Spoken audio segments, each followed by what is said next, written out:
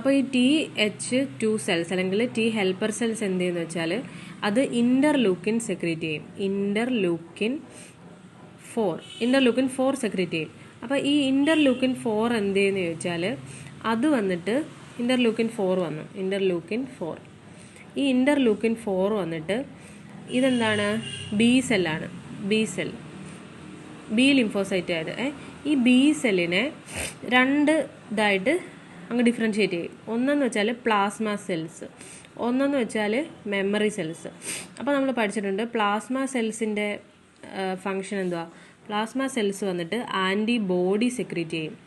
Antibody ഇതെന്ന് പറയുമ്പോൾ memory സെല്ലാണ്. Memory cell എന്തിനാ? ഇനി വരുമ്പോഴുള്ള സബ്സിക്വൻറ്റ് എക്സ്പോഷറിൽ അത് ഓർത്ത് വയ്ക്കാൻ വേണ്ടിയിട്ടുള്ള സാധനമാണ് മെമ്മറി സെൽ. അപ്പോൾ ഇവിടെ പ്ലാസ്മ സെൽസ് എന്ത് ചെയ്യും? ആൻറ്റിബോഡീസ് ഉണ്ടാക്കും.